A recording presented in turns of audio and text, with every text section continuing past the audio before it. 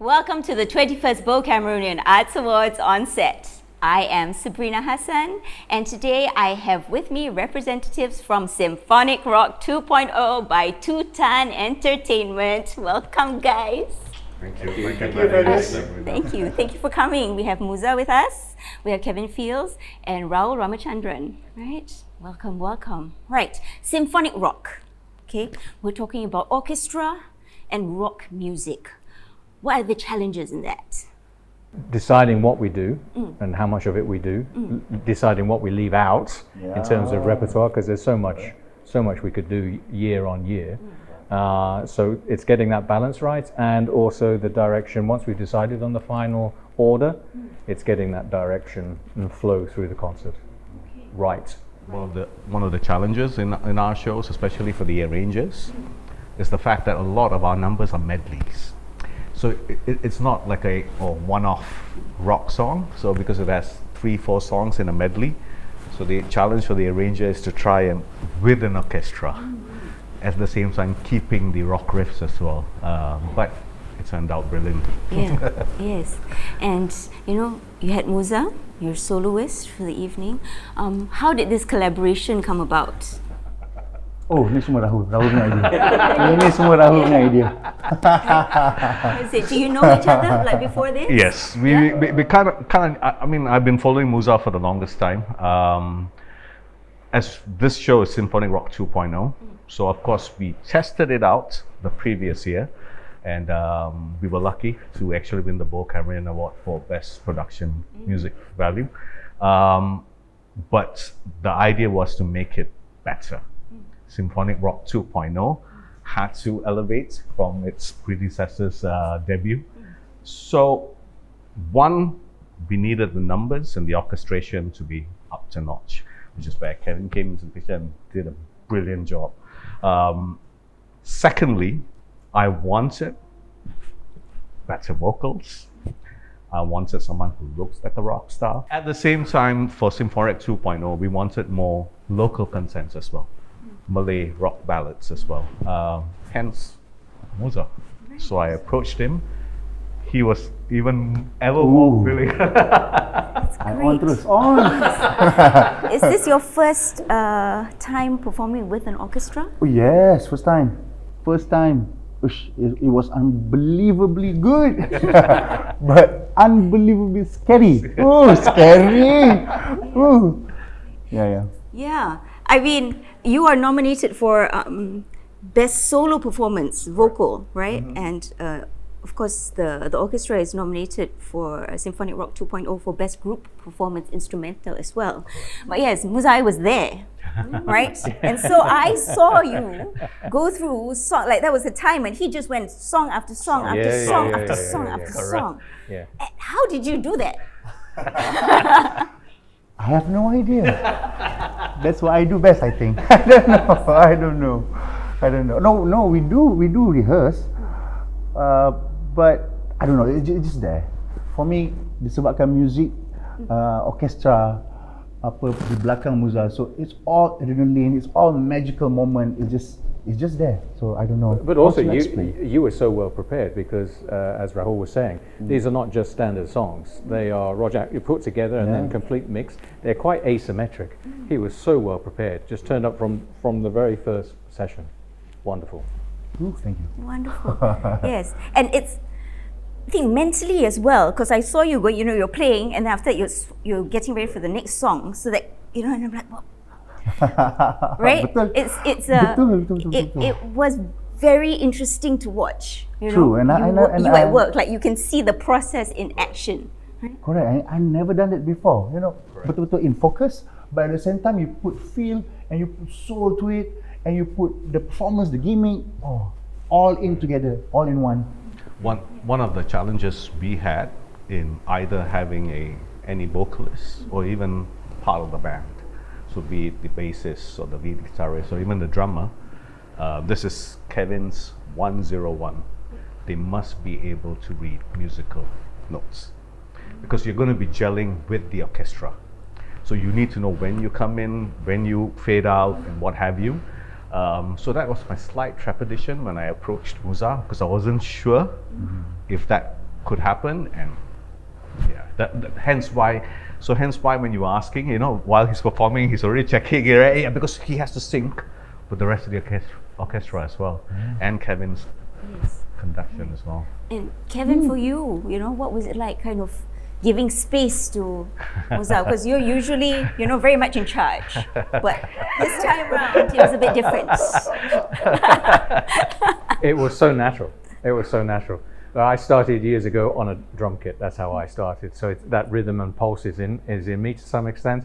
And even from the very first meeting that we had around a desk and we were going through the scores and the arrangements, you already had it. You already knew where.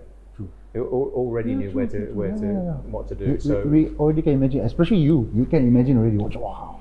So it was then just a question of blocking and who's doing what when in terms of getting off stage, getting on stage, and talking to the audience and all of that. Yes. So yeah. The interaction is just so very important with the audience, the Yeah, engagement. Kevin's such a cool conductor. That's all. You're very kind. Such a cool conductor. You're very kind. Yes. Yeah, true. And the musicians, you see them enjoying themselves. They're really getting into Correct. it. Fun fact, Fun fact. I actually polled the entire orchestra, and you would have noticed that the general make of the orchestra most of them are below 30 or 35 or below. I asked them how many of these rock numbers have they heard before, and they've only probably heard Queen. Okay. Or everything was brand new to them. Everything. So for them, it was also a bit of a challenge as well, because they are used to classical or even more standard pieces. So to have rock numbers, and they've never heard of them before, but they did an amazing job. Yeah. All thanks to Kevin. I think Symphonic Rock 2.0 announced itself right at the start, right at the intro, with Karloff O Fortuna, which is a very classical song, melded with Final Countdown by Europe and Jump by Van Halen. Oh my God! Just segue. Yeah. That was amazing. Yeah. That was amazing. It's also the reaction of the audience. So it's a sort of, yes, we share that, then the orchestra, it's coming back with the orchestra, then the audience was so into it. Okay, this is where we are. That doesn't usually happen with a straight classical concert in that sense. So yeah, it was The experience. energy was fantastic. Huge. Yes. Talking about audience, right?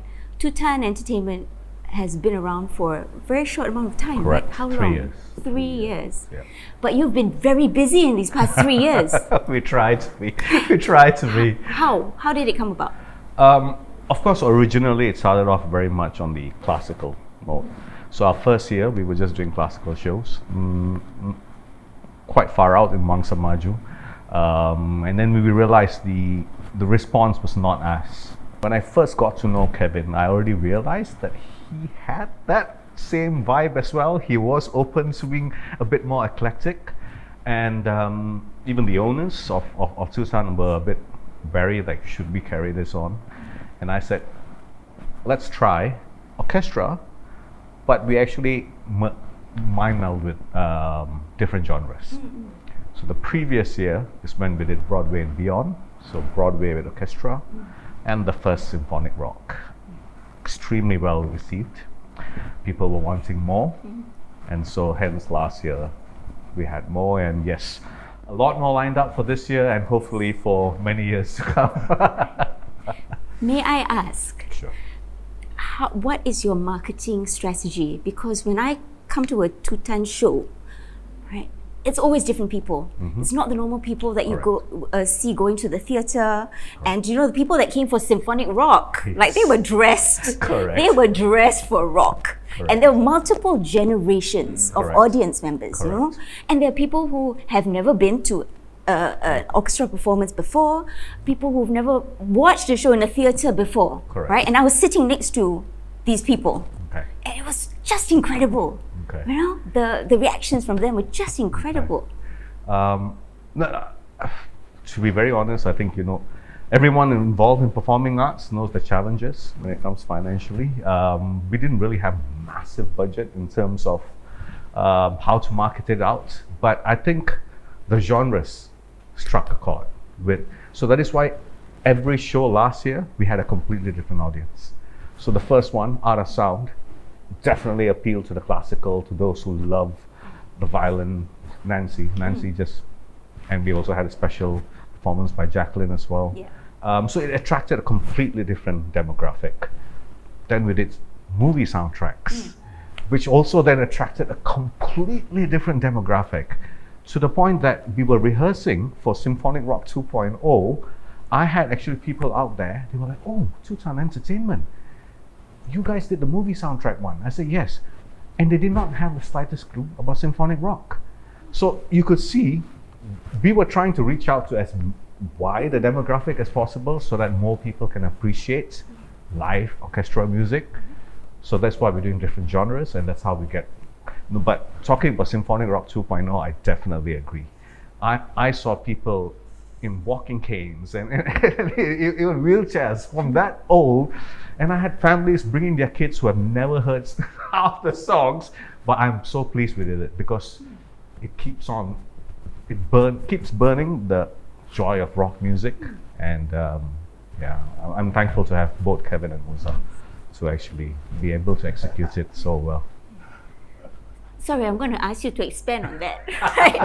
So, yes, you have shows that are of different genres to appeal to different audiences. Correct. Right? But how do you get the word out to them? Because nowadays the strategy is, you have it on social media, on your page, and then you might put it on some different pages, have a couple of interviews, and then that's kind exactly. of... That is it. That's it? That is it. That is just it.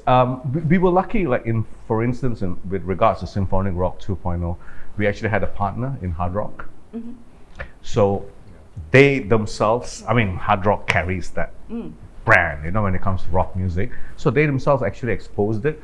So in their resorts and what have you, there were a lot of, and so maybe that attracted as well a wider range of audience. But in terms of how we market, just like how you mentioned it, social media, our webpage, word of mouth, couple of radio interviews here and there. That's it. But I'm happy. Yes. I'm happy. I mean, Symphonic Rock 2.0 sold out, all 3 shows.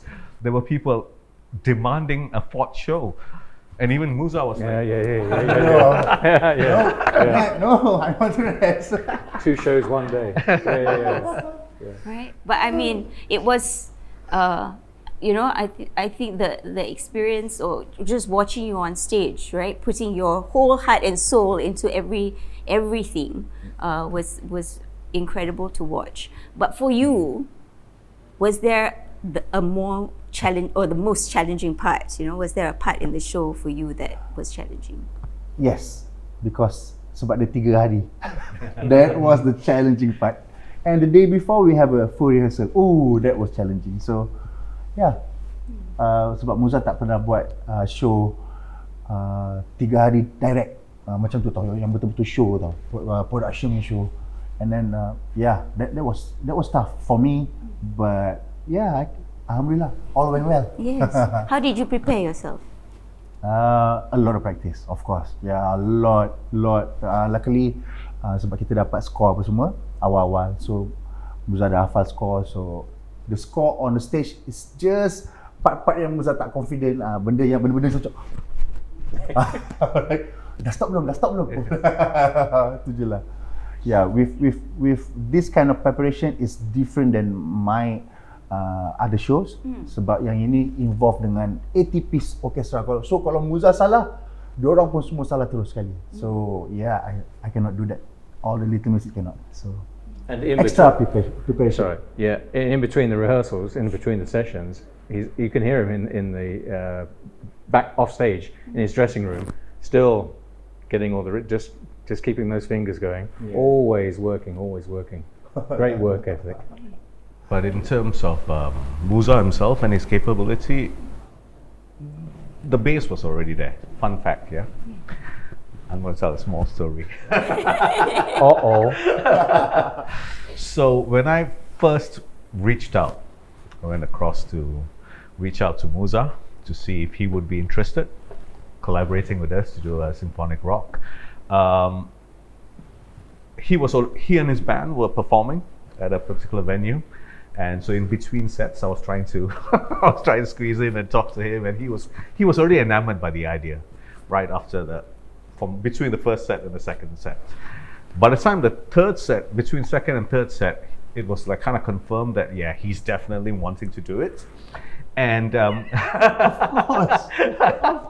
and we Signed here. and we already had about 90% of the program set internally between the producers, Kevin and myself. We had already kind of come up with a rough program already, and I was already kind of sharing with him before, these are the numbers that we're looking at.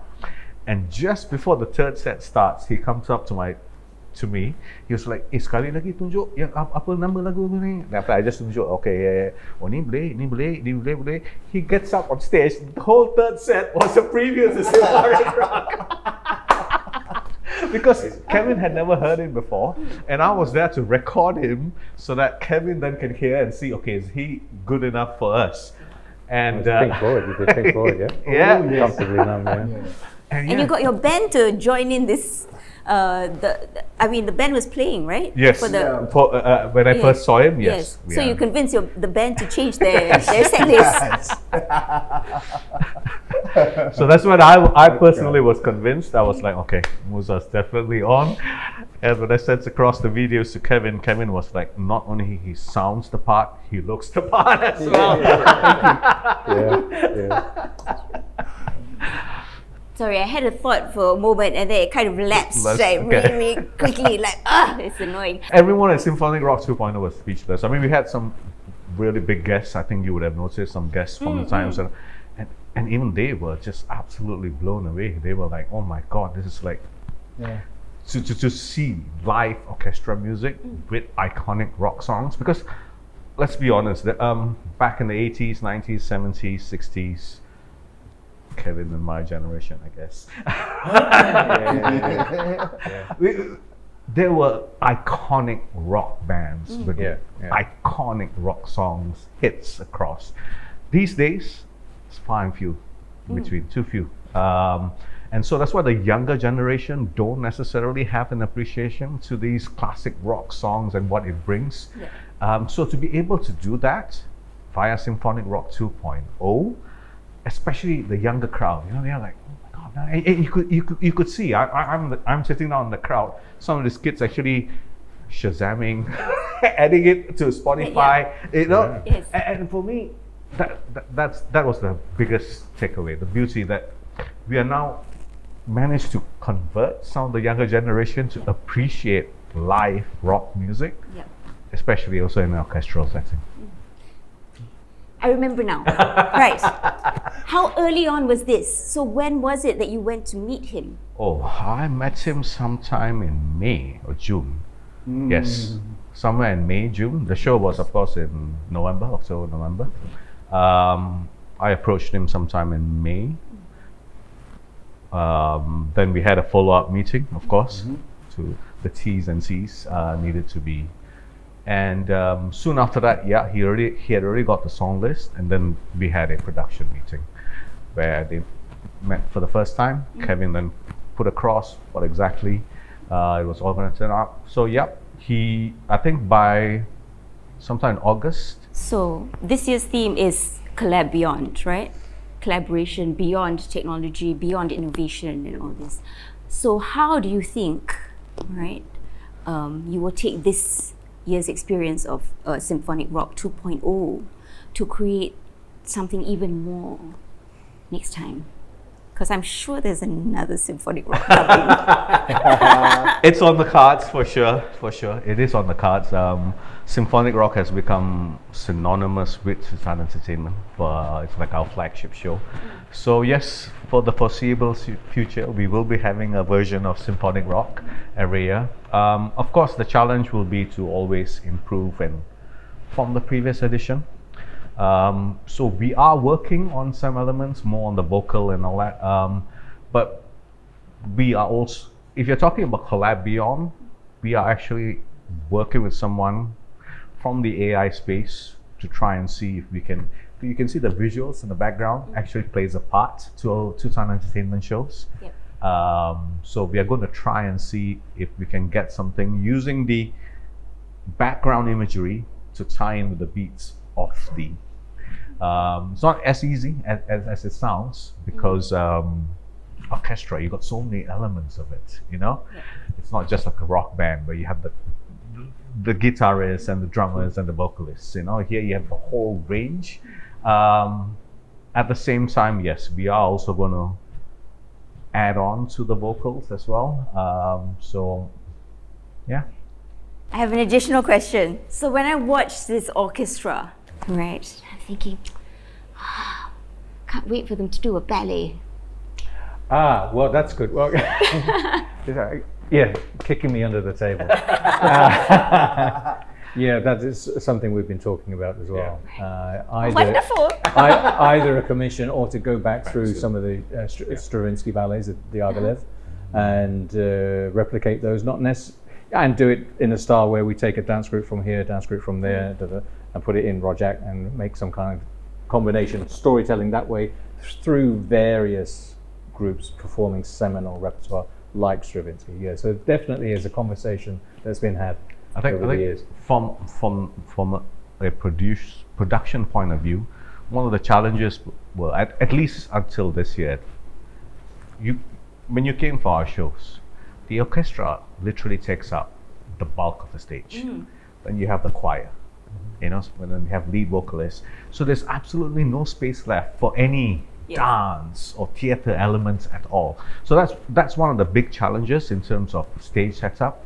But the good thing is we know by this year, and so next year onwards we will have access to bigger stages. So that is when these kind of productions.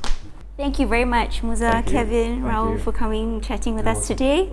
Congratulations on your nominations. Yay!